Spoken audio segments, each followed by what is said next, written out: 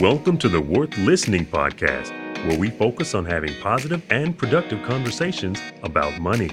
Join your host, Lauren Williams, four-time Olympian turned financial planner, as her guests share their stories about how they manage money.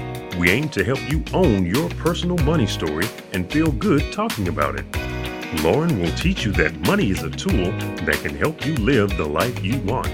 You should feel comfortable listening, sharing, and communicating about it. And now, here's your host, Lauren Williams. Hey, welcome to the Worth Listening podcast. I'm your host, Lauren, and today I'm excited to have a special guest on the show to share his money memoir. Elton Anderson is a photographer, business owner, but most importantly, a great friend of mine. I mean, a true BFF. I have so much fun living vicariously through him. If you're one of those people who gets jealous looking at other people's Instagram, don't look at Elton's. It is so inspiring for me because I know that behind that camera is an individual living a life fueled by authenticity and inspiration. I'm so proud of him and love having been a part of his journey. Today, Elton and I discuss his journey to finding his passion in life. While working in pharmaceutical sales, he won a camera and is now one of the best photographers I know. I mean, no, for real, guys. I'm not just hyping him up because he's my friend. Elton is amazing. But his story doesn't come without some bumps along the way, which Elton will share with us today. Elton, thanks so much for being on the show today. What's up, Lauren? I am so happy to have one of my best friends on the whole planet on the Worth Listening podcast.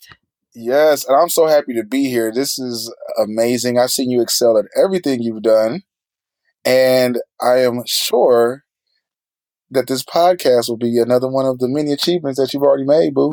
I am so excited to have you help me get my first 1 million followers in one day because your following is so large. Yes. For sure. I'll do it, whatever it takes. Don't worry. All right. So let's just jump right in then. Let's talk a little bit about the beginning of life. Take us back to the way back when you had your first memories of money. Tell us a little bit about that. When I could think about the first memories of money, it was always when I learned that I was a real hard worker. So, growing up in Detroit, so you remember those little dandelions? Dandelion, like the flower? Yeah, because they're weeds, technically. They're technically weeds. Yes, they are. And so I'll never forget my uncle Julius. He would always, mow our lawn, but he was like, we need somebody to go pick up those dandelions. And he's like, I'll give you a nickel for every dandelion you pluck out of the ground. I might have been 7 or 8. When I tell you, he picked the wrong person to go pluck dandelions because I think I probably made about $30. I was picking dandelions from down the street. I was picking dandelions from everywhere. And I think that was the start of my relationship with money because I've never been somebody who just expects or feels entitled to money to come to me. I've always been willing to do the work for it. That's dope. Walk us through a little bit of the environment that you had growing up, money-wise. What did you see around you? Did you come from humble beginnings or sort of the environment around you? We grew up pretty middle class. We had a fairly nuclear family. It's my dad, my mom, myself, and my sister. And I remember that we never really wanted for anything. We were able to take trips as families. We would go on family trips growing up. My dad is an architect, so he was working for somebody, but I could always see him going to work. And I think my dad was probably making 6 figures back in the 80s and 90s, which back then I felt like that was $1 million. And then my mom, she was a business owner. She had her nail shop. She had a nail shop where you can get manicures, pedicures, all those things in Detroit as well. So I grew up with 2 entrepreneurial parents, and we had a pretty good childhood growing up. Didn't really want for anything, and continuing the work ethic that I had, I always worked. So if it was the wintertime, I would shovel snow. If it was the summertime, I would mow lawns. Whatever it was, I worked at the airport, pushing people in wheelchairs. I've driven forklifts for work. I have a C license. It's like a license to drive forklifts. when I was like 18. I worked at Macy's. I worked at Express for Men. I worked at all these different places. Growing up, I saw my parents work a lot, and I had opportunity to do work as well for money. So did you have like an allowance, a piggy bank? Did you have examples of like how to save, or was it more of a spending environment? What was that like? Save, didn't really know that word that much, but I did know how to make money. So my parents, they would give us, I wouldn't say it was like a set in stone weekly allowance, but $100 here, $50 there, $25 there. And it was definitely an environment where we didn't want much, but they would also set it up for us. And I remember distinctly setting up a bank account at Comerica Bank in Detroit, because before the age of 16, I would always cash my checks at the liquor store. Did you ever do that? I did not, but I do know people that did. Yes. I used to go to the liquor store with my little $300 check or $200 check from working for 2 weeks. And I would go to the liquor store and they would take out maybe $5 and they would cash the checks for you. And then I would use the money to buy like some pop and some chips and go about my business. So Very common occurrence. And yes. on that journey, it was always about, you work hard, you make money, you go about there. And it wasn't until I was 17, a senior in high school, that I could understand the process about making money work for me. So what did you learn about making money work for you? Okay, so I have to give props to my economics teacher, Mr. Hutchinson. We had an economics class, and at the beginning of the semester, he taught us how to pick stocks. And he taught us what to look for, and look at PE ratios, look at historical values, look at the cost, look at SEC filings, like everything. And so in that class, he taught us how to pick stocks. And so everybody had to pick a stock. And at the end of the semester, you would get extra points if your stock performed the best. What happened? And we all had an imaginary $10,000. And at the end of the semester, I had the number one performing stock. And I was like, well, damn, if I'd have had real $10,000, I would have doubled my money, and it just showed me that there was so many opportunities with make your money work for you. That's when I learned about compound interest, which is my favorite thing in the whole universe. I just really learned that it's possible to make money and make it work for you. And I also learned to remove the fear of the stock market, because so many people, specifically, I hate to say Black people, are terrified of the stock market. Yes, I think it's a really good point. I'm glad that the economics teacher cut that light bulb on for you. Take us through like what it looked like, the high school experience versus the college experience. Where did life take you from that point forward? Like, this is the first time that light bulb cut on, but you headed to college next. I know part of the story, but was there a college fund in place? What was your plans for college? How did that process go and look for you? College fund. Uh, so college was a little different. I mean, college, like me and you both combined, we knew that we had to get a full scholarship to college. There really wasn't any other options.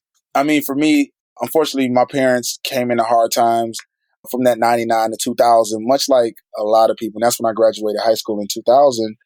And so I kind of was on my own. I mean, luckily, I was a pretty smart guy back then. I don't know what happened to me now, but I was able to get a full scholarship to Florida A&M University, where you visited me a couple times. And I was able to get a full ride down there.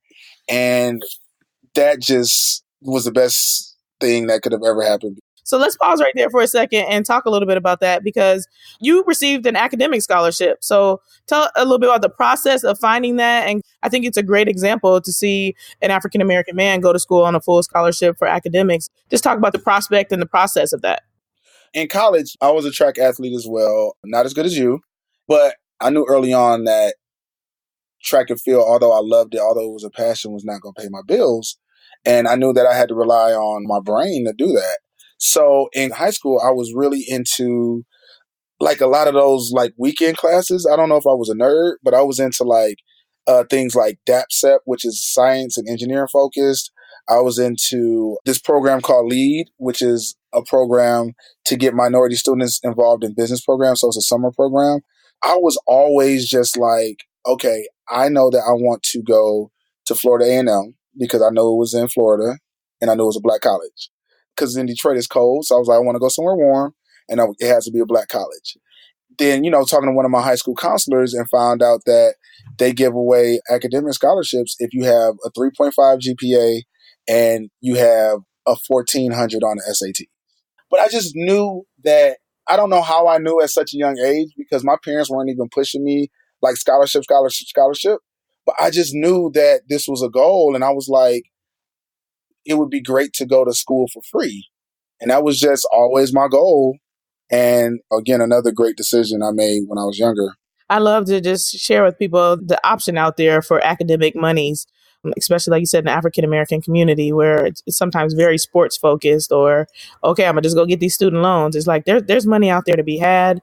There are ways to go about getting it, and don't be afraid to go after it.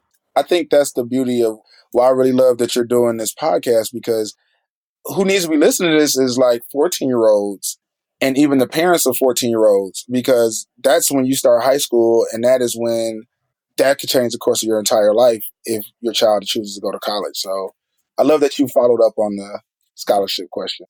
All right, so let's talk a little about, okay, you had your college experience. When did a light bulb kind of cut on for you? When did you feel like you first had control over your money and money became something that was valuable to you? Did that happen in college? Did you have like a budget, or how was your spending habits in college? College was interesting because, like I mentioned, there was a financial crisis in 2000, especially in Detroit. Just the economy in Detroit was bad. And so I had to learn a lot from the mistakes of others. And by others, I really mean my close family, like parents, brothers, things of that nature. These are people that were so well off, that were able to afford the lives they wanted and were able to do all these different things. And they were going broke because of economical situations.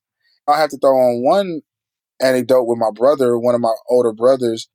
He went to school at U of M, and he was really smart into like computers and things like that. So he was a web developer. Him and his friends started this company where they develop websites for big companies. They got huge contracts. And their company, at the age of 24, his company got bought out for $8 million.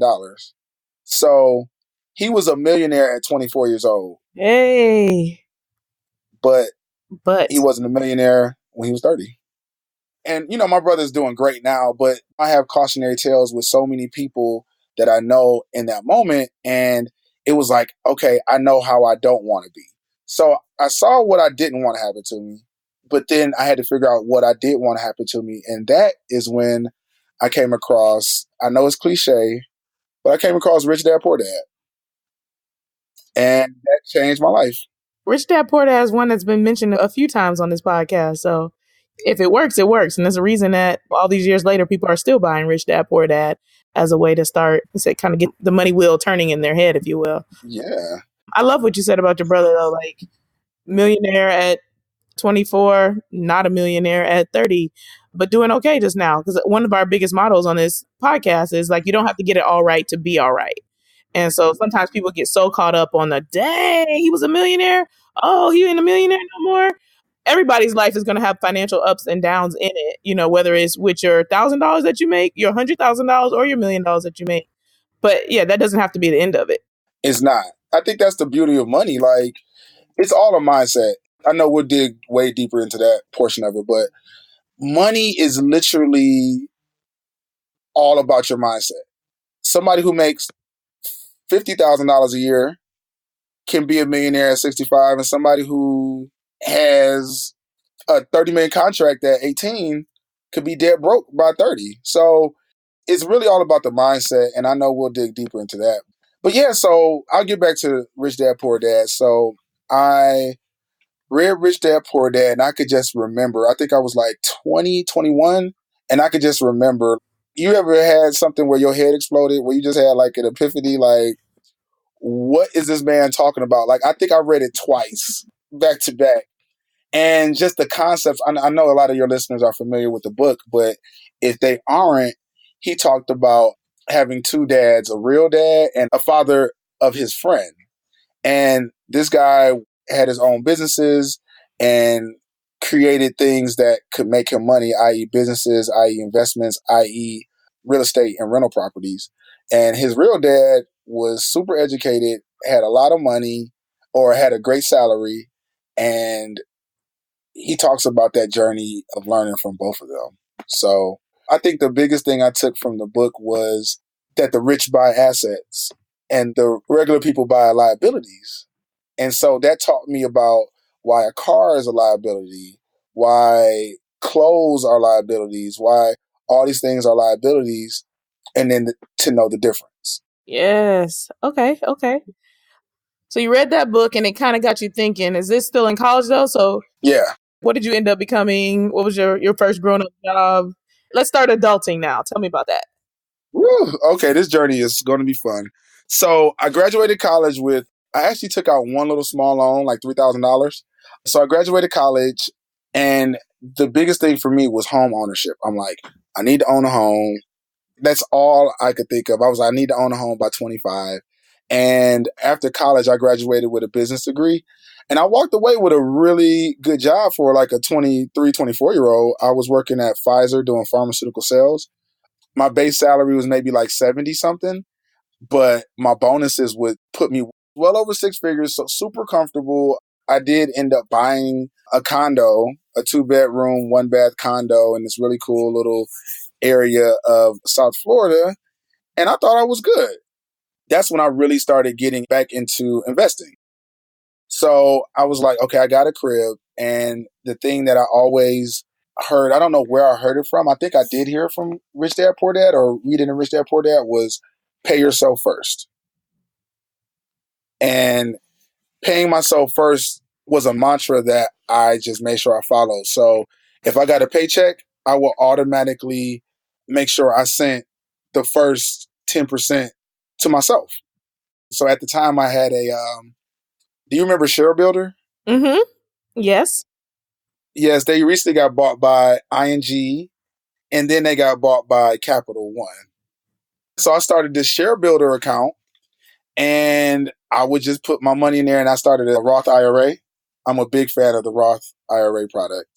And I started my Share Builder account and I would put my little money in there every month. And then I started investing in stocks again. You know, I was saving a sizable amount of money. And then when I would get my bonuses, I would put that money into the account too. I would never spend my bonuses. That was my focus. And so, you know, I had a house, I had the growing stocks, I had company stocks as well. So I think I was pretty good at the age of 24, 25, 26. How would you rate your financial knowledge at that point? Like looking back on it now, as time progresses, people usually gain more experiences. But looking back, like you said, you had savings, you were investing, you had a home. But would you call yourself financially literate at that point? What could you have been doing differently then that you learned about maybe since? I would say on the investing side, if we talk about like investing in the stock market and things like that, I would give myself a strong B plus. I have a lot of the same knowledge I had then, and I think I'm doing pretty good. But when you talk about real estate, I think I was a C minus. So what ended up happening with that house? Ooh, short sale, foreclosure, all of that. If you follow my story, I bought the house in 2006, and we all know that real estate bubble just totally crashed in 2008 because the banks were giving out loans to anybody with two eyeballs. Actually, you didn't even need to have two eyeballs. You could just, Yeah.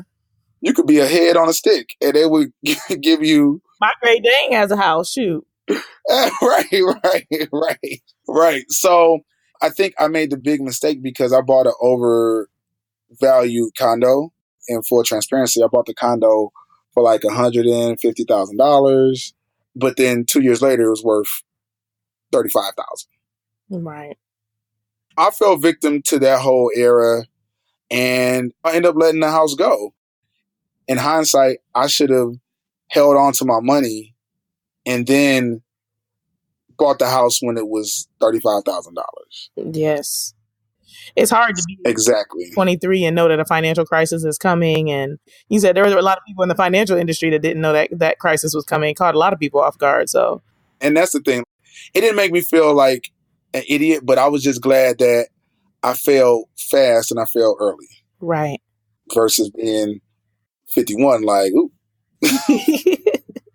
Again, nothing's wrong with being 51 and that happening because you can always bounce back. So Right. I don't want to offend anybody. As a person that also purchased a home in 2006, so who experienced the exact same thing, I can relate very, very well. So what did you feel, like you said, when you realized this was the decision that you couldn't kind of back your way out of, or there was no way to really like, oh, I'll wait it out and see if the value comes back? What was the process in the really letting go and moving on from it? I'm glad you brought up emotion because a lot of times people bring so much emotion into finances and they make emotional purchases. It could be something as small as a purse, but it could be a Gucci purse that you think you need for $2,800. But people make so many moves based on emotion, and that really taught me how to take the emotion out of the whole money thing.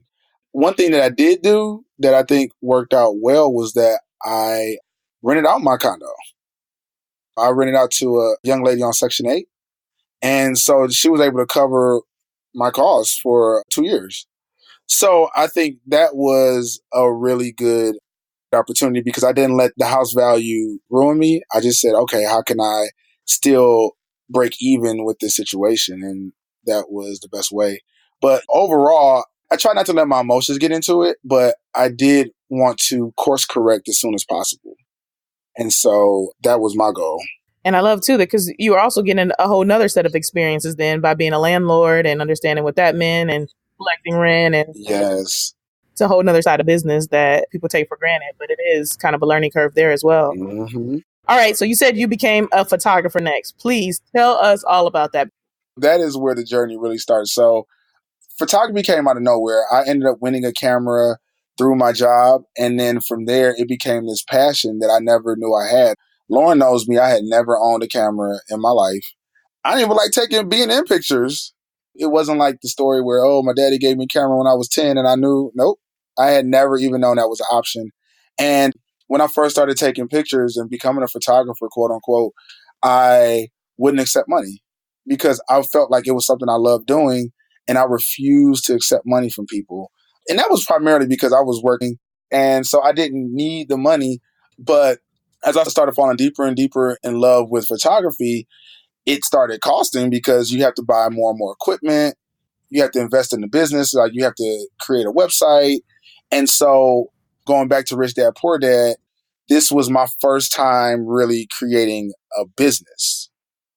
And so it was a whole new set of learning that I had to pick up fast. I had to learn how to go down and get a tax ID number. I had to learn how to open up a business account. I had to learn how to pay myself as an employee of my business, all those different things that I learned. So it was a really, really, really fast learning curve. So let's talk money. I officially quit my job in 2009. I had saved up about $30,000 in between my Roth IRA money and just savings and rent that I was getting from my tenant. So I had about maybe like 29,500. So I was like, okay, this is a good time to bet on myself because I felt like I was worth winning. Hey, you are worth winning. Yeah, so that was an interesting journey because what I did to supplement my income, not supplement my income, but to bring in the most income was shoot weddings. And so I shot like a ton of weddings. And, as a wedding photographer, I found out that you could make anywhere from 3,000 to 10,000 or more shooting weddings. And somebody told me that. I was like, oh, that's money. And so, Lauren, I shot every wedding that came my way. Who get married? Where y'all get married? Okay, I'll shoot it. Especially at that age of, I think we were like 26, 27. That age, everybody's getting married. And so I did very well for myself. And it was learning how to bring in money, how to collect. This was a new relationship with money because now as a self-employed person, when you're self-employed, and you know this, you always need to be doing something. Whenever you chill, it's like, I could be doing this, I could be doing that. And that was interesting too, during that time, I really focused more on the business and I was leaving the creativity.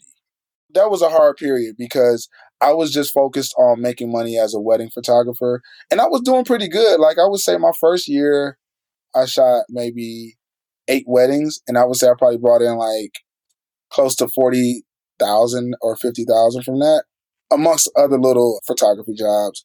But by my second year, I had clear revenue of like 95K. All right. So you're back to similar earnings as your job at Pfizer, but you're doing something that you love. Exactly. But you're kind of sounding like you didn't really love this particular part of it. Like you said, it sounds kind of like the next book, E-Myth, where Sally, she ran the pies. She loved baking pies, but then she got caught up in running the business and just making the money instead of really enjoying making the pies, which is a common thing in entrepreneurship. So continue to tell us about it. I'm glad you brought up that book and Sally and her pies, because when you talk about another good follow-up book that I really love from Robert Kiyosaki, the author of Rich Dad Poor Dad, is the cash flow quadrant. So it's 4 quadrants, and it's like employee and self-employed on one side and business owner, investor on the other side. And so at the time, I thought I was running a business, but I really was self-employed. It's a difference because if you're self-employed, I don't know if you're an Outkast fan, but they had this song called Elevators. And one of my favorite lines from Elevators is when Andre 3000 says, "If you don't move your feet, then I don't eat. So we like neck to neck." Right. And so to me, that's like, if I'm not snapping pictures and nobody's calling me, then I'm not making money. But the difference that I've learned, and it took me years to learn, is that when you have a business can run with you there or without it. Self-employed, you can make millions as a self-employed person, but if you're not there, you're not making the money. Exactly. I know you've seen Monique out here crying and whining about getting paid from Netflix, so that'll just show you that she's self-employed. But anyway, I digress. All right, so let's move on in this money memoir then. Not addressing that. You're not dealing with that? So now we're a photographer.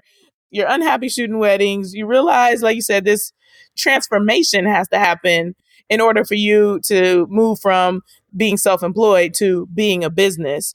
What does that period look like? And how did you go about reassessing what your goals were and realigning yourself and getting back on the path that you wanted to head toward?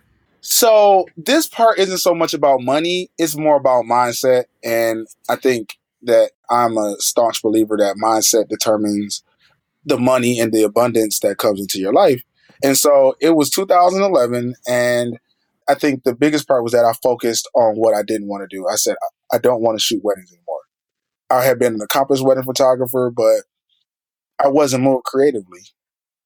And quite frankly, I took the time to focus on what I didn't want to do. I just kept saying, I'm not a wedding photographer. I'm not a wedding photographer. And I just wouldn't shoot anything. I wouldn't do anything. And I ended up becoming very, very broke, very financially broke. Not only creatively broke and emotionally broke, but financially broke as well. And you know this because I came to live with you. So anybody listen to this podcast, me and Laura's journey is a very, very long and great one. And I credit Lauren to really saving my life by giving me a place to stay. I'm talking about fully cooked chef meals, maybe a massage here and there, a pool in the backyard. I had a truck to drive. Like, Lauren really is the best kind of friend to have. But it's also could be the worst kind of friend to have too. Because I know during the time I lived with Lauren during that 2011 year, I was so complacent. I was so comfortable, and it wasn't good for me to be in that place. Again, I am always indebted to you forever for opening up your home and your car and your refrigerator to me. But, I guess it was good. But at the time, I really didn't focus on what my true passion was and what type of photography and things would lead me to where I am today. This is interesting to hear too, because from my point of view, it was completely different. Yeah, I definitely understand those friends that, like you said, We talked a lot about this in a different episode where you give somebody something to help them and you end up enabling them instead of helping them really get themselves going. Mm-hmm. But you'd be one of the people I definitely never thought of like that. And what you probably don't remember about those times is you sitting at that table in the breakfast nook on that computer all day long, talking about, I'm going to reset myself so I can go this direction. I'm going a new direction. Right. Maybe you don't remember the grind, or maybe you do. But, like different points of view and how it was happening versus your point of view or my point of view. Well, I'm glad you remember it where I wasn't like that bum that just lives at your house. But I felt like a bum. Definitely not that bum. I felt like you were even like, hey, like, what do I do to get my stuff together? Because I want to be like this sort of thing. Look, even though that was that 2006 house, but that's for my money memoir, not for his money memoir. We were living large on a barge in that moment. Right. But no, that's when a whole reset came. And that's when a whole mental shift came because Lauren ended up moving and I had to figure it out. Lauren came to me one day like, I'm selling this house. And I was like, oh. In that moment, that was, again, another one of the best things that ever happened to me because I had to then figure it out. And I think that I had to change my mindset from, okay, I know I got somewhere to stay to, okay, I have to figure out how to rebuild and start from scratch. Because at this point, Lauren, I was at nothing. Like, I did not have any money. What ended up happening was, as I was trying to get away from weddings, the wedding industry actually got me my first big job. So, long story short, a girl that went to FAMU with me, who I didn't even know, had been following my wedding work, my wedding website. And she was an art director at Disney. You heard of Disney before? Disney, nah, I don't think so. I may or may not have a mouse tattooed on my leg. Right. The whole icon of Disney.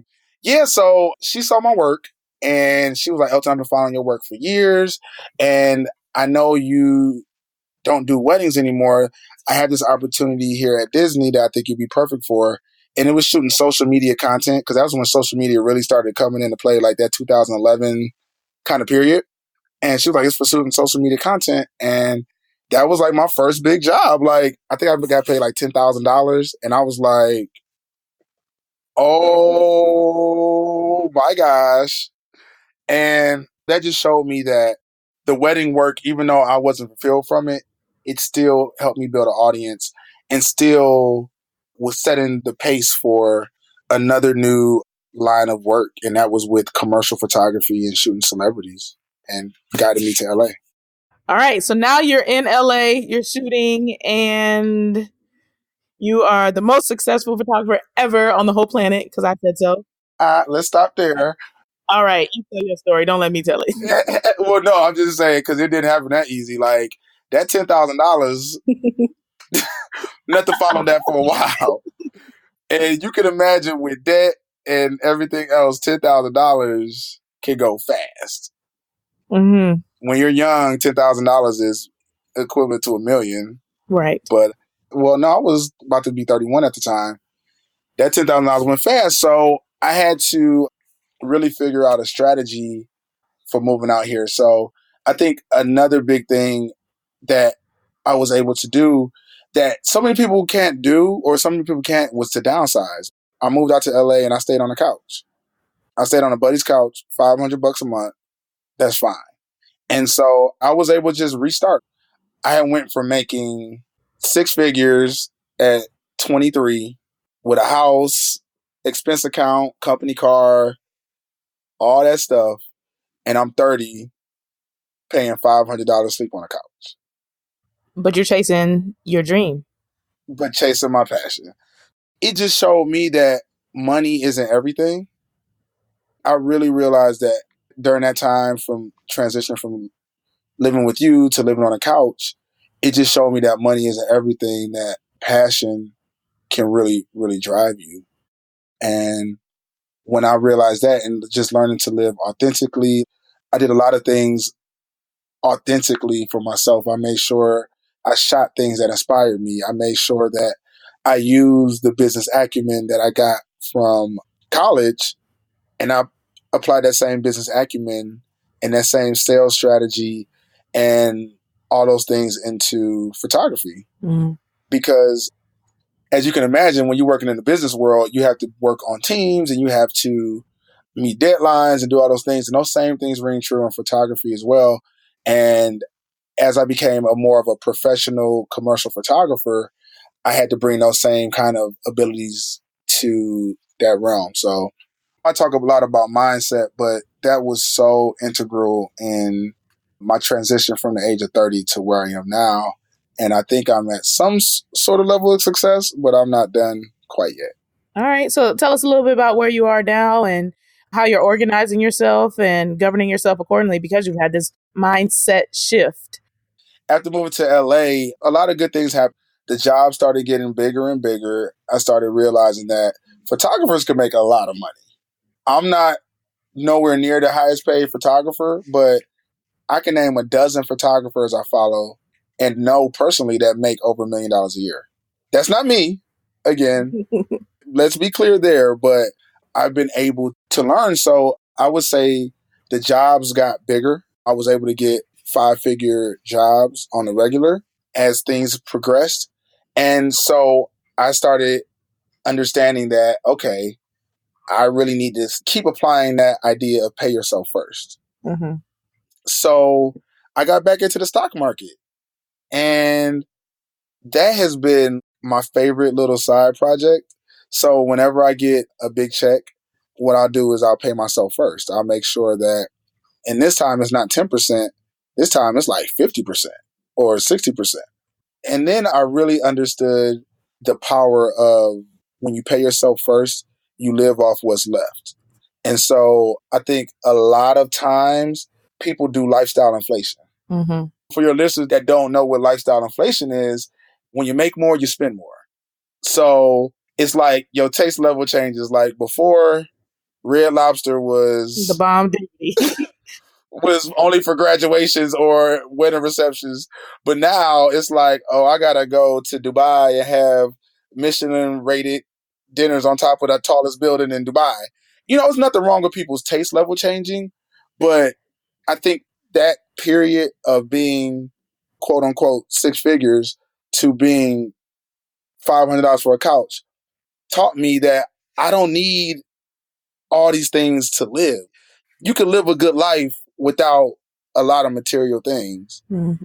And that totally changed my life. So my focus then, as I got jobs, would be to save and invest the majority of my money and then live off what was left. So yeah, I could be driving a Range Rover right now. Right. I don't need it. I could be living in a 3-bedroom, whatever, but I don't need it. My relationship with money has really just matured a lot, and I get more kicks out of seeing my stock portfolio grow and looking at my net worth daily Daily? than I do. Oh, I look at my net worth daily. I use Personal Capital. Have you heard of that? I love me some Personal Capital. So I look at the stock market daily. I look at all that stuff daily. A little obsessive, like I can get sometimes. But no, it's good. And so as recently as last year, I started a company called Creators of Color. It's a couple things, but easily put, it's a platform and creative agency that focuses on people of color within the creative industry. So with this, I got it incorporated. So it's an S Corp. Elton Anderson, the individual, is an employee of Creators of Color. I also have other employees under me, and learning how to be a business owner, not a self-employed person, has been another learning curve for me. Right.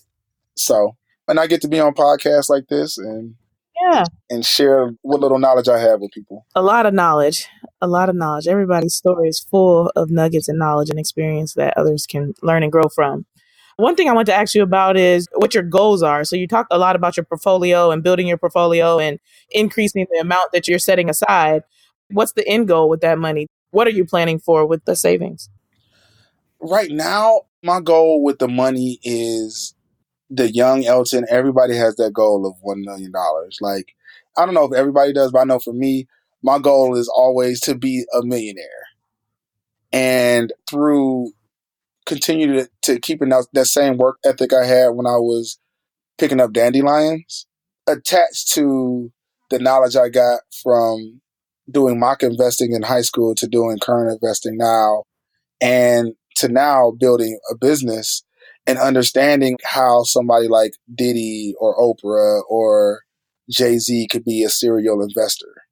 Right now, I am using the money that I've saved and I'm going to continue investing in the stock market.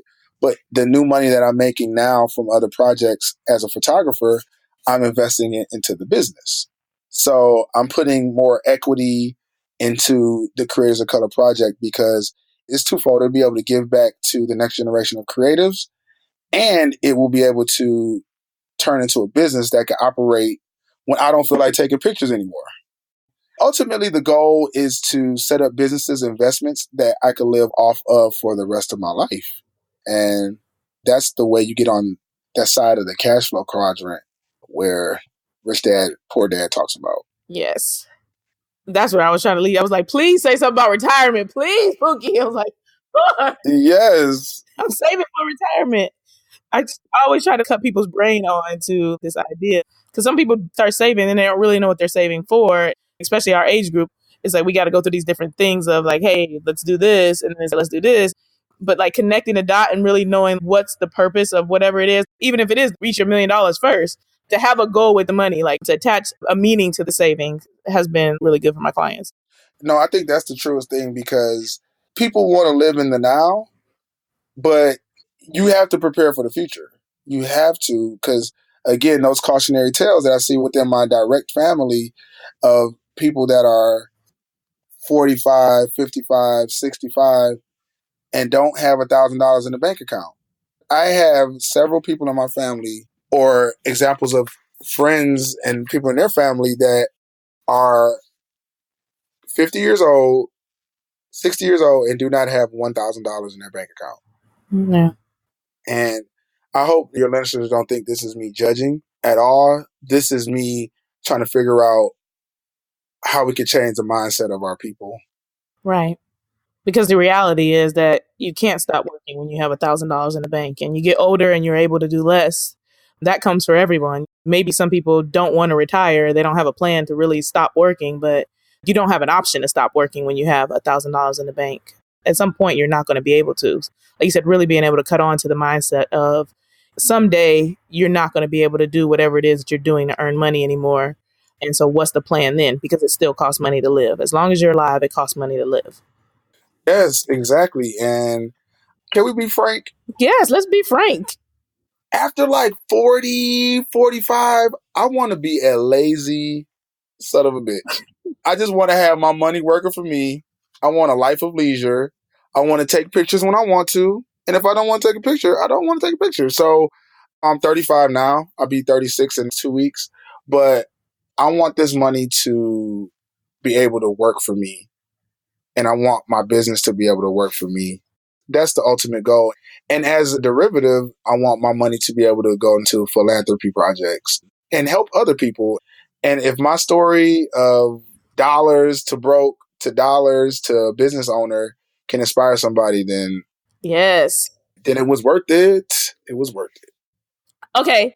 We talked about a lot of different stuff, Elton, but one thing I do know about you is that you love to travel. And I'm so surprised we made it through most of this podcast without you having talked about travel. So please just drop a few travel nuggets on us and even talk about the money associated with traveling because you do live a very fancy traveling life via our eyes on Instagram. I would not call it fancy schmancy, whatever.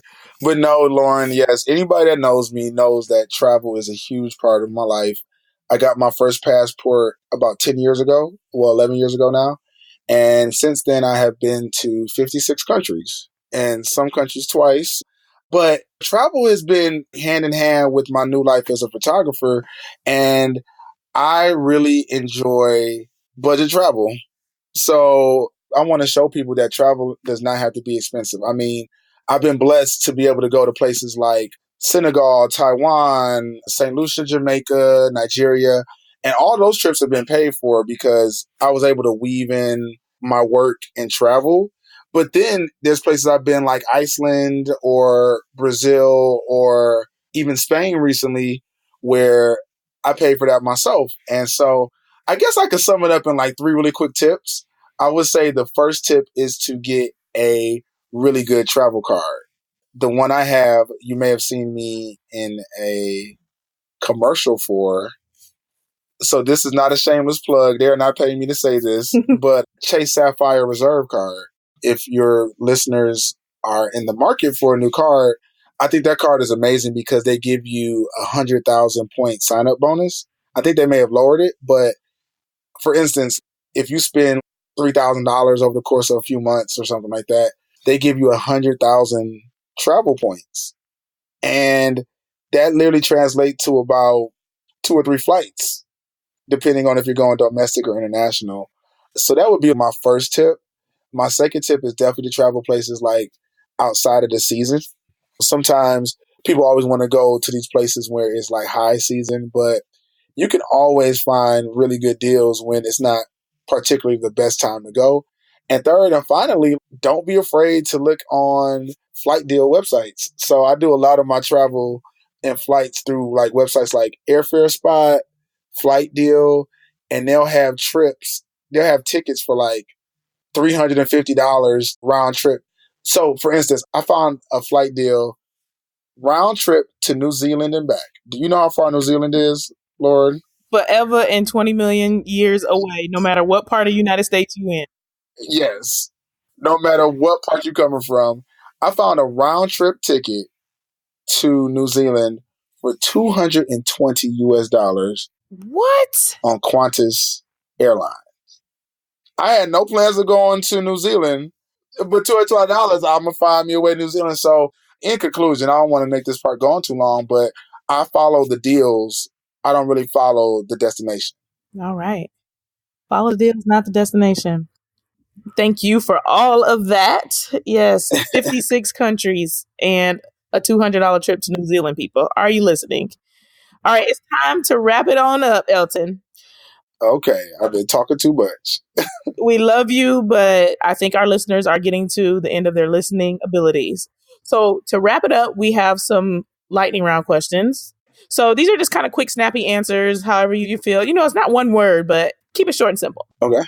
First one, you have $20 in your pocket right now. What do you spend it on? Food. Always the hungry. Anybody who's an athlete always says food. Most meaningful gift you've ever received. Who was it from and why was it meaningful? Ooh, a good friend of mine got a picture that I taken that meant a lot to me blown up for Christmas one year. It meant a lot because it was a signifier of me starting a new business and it was a signifier of me being a photographer. So that was super meaningful. Yeah, that's dope. All right. Your worst money habit. Ooh, probably going to the ATM that I don't bank with.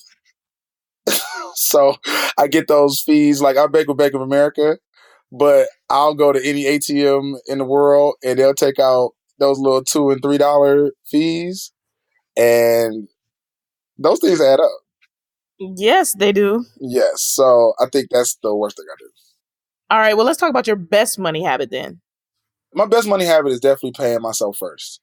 It's been times where I'll get a check and I'll take the whole check and just put it into my retirement account. I've learned to live on a lot less. I've learned to downsize, and I think I live a very comfortable life, but I'm able to do that because I have a lot saved up and I know how to master my money. Hey. All right. Let's go with the worst advice you've ever received. Acting like credit cards won't catch up with you. Mm. That was the worst. A lot of my worst financial decisions have been based around credit cards and acting like that's not real money. Right. Okay. So what's the best advice you received then? The best advice I received is to get a CPA. Get an accountant, people. All right. Something that you do for fun that doesn't cost anything. I guess the thing I do for fun that doesn't require anything is skateboarding. Skateboarding. Yes, I do remember Elton skateboarding up and down South Beach. It just makes me feel like, trust me, when I retire in 5 years, I will be skateboarding my whole life away. Did y'all catch that? You see how he started saying he was going to retire in 10 years. Now he's retiring in 5 years. If I meet my goal, it'll be a light retirement. Pay yourself first. I am not mad at you. All right, our final question. Can you share with us one thing that you would like to improve about your finances in the upcoming year? Yes, I want to get more passive income. I need to definitely get more passive income.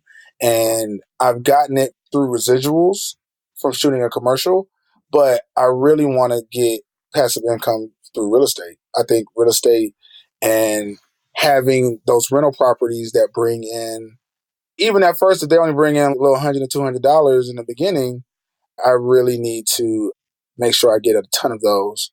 Because if you get $200 times 20, Hey. then you're doing something. So what's the action item to help you achieve this goal? I'm going to buy a property, and I've already set aside X amount of dollars to start using to get a property. It's a little bit different because working for myself, my taxes are a little different. Mm-hmm. And if you're a W-2 employee, it's a lot easier if you say, okay, I make $100,000 a year. This is how much house I can afford. But as a business owner, you can't necessarily show everything. It's a little bit trickier. So what I've realized, I'll probably have to partner up with somebody who has a W-2 job or buy a house cash. So right now I'm talking with a couple friends who are down to going on some small apartment complexes. And I'm also looking at single home residences that are underpriced and I could buy for the hookup. Hey. So add real estate investor to one of my biggest goals for 2018. Okay. That's all we have for you. Do you have anything for us? Tell us how we can support you, where we can find you. Tell the listeners what you have going on and what they should be checking out in the near future for Elton Anderson. Yeah, I mean, right now, I'm just living in all of my passions, which is photography, travel, and my new business platform, Creators of Color. So with photography, just keep following me, or you can start following me on Elton Anderson Jr. That's my Instagram page. My website is www.eltonanderson.com. On the travel front, I've been working with a couple of different sites, most recently Travel Noir, if anybody follows that page. And I don't want to say, but I may be featured on there even more. Just follow along and you may see some more travel stuff from me very soon. And then finally, Creators of Color, thecreatorsofcolor.com is really cool. And everybody should follow the Instagram page because you can see some dope images of creative African-American people and people of color throughout the world. All right. Well, thank you so much for being on the show, Elton. I really appreciate it. And I can't wait for the listeners to hear this episode. And I cannot thank you enough for having me on. I hope you enjoyed listening to Elton's money memoir. It was great to hear him talk about pay yourself first. It is one of the things that I preach when I speak to people about organizing their finances. And I'm sure there were a few amens when he talked about being broke, creatively, emotionally, and financially. When you're running on E in one aspect of life, it often overflows into others. When you're trying to overcome that feeling of being depleted, though, start by focusing on one thing that you can fix and build on that. Set a goal, write it down to make it real, and go after it. I also love when Elton talked about how he's working toward being a millionaire. I mean, many of us would say we want to be a millionaire, but how many of us really mean that? Have you set a numerical goal for your finances and really thought about what it would take to reach it? Maybe you want to get your first $100,000 in the bank, or maybe your first $10,000. I will say it again. Set a goal, write it down to make it real, and go after it. Long-term goals keep you on track so that when you reach these short-term goals, you can celebrate, but you're still motivated to keep pushing. Our word of the day today, short sale. Short sale is when your lender allows you to sell your house for less than the amount that you owe on your mortgage. It does do some damage to your credit, and there are some tax implications, but it's important to know when to cut your losses, let go, and move on, because holding on to a worthless piece of property can be expensive. Believe me, I know. Also, continuing to tie up your energy, emotion, and money in a sinking ship hinders you from being available for something better that may be waiting. If you have financial questions, suggestions for guests, or would like to share your own money memoir, please contact us through our website, worth, listening.com. Thank you for tuning in today, and we hope you found this episode worth listening to.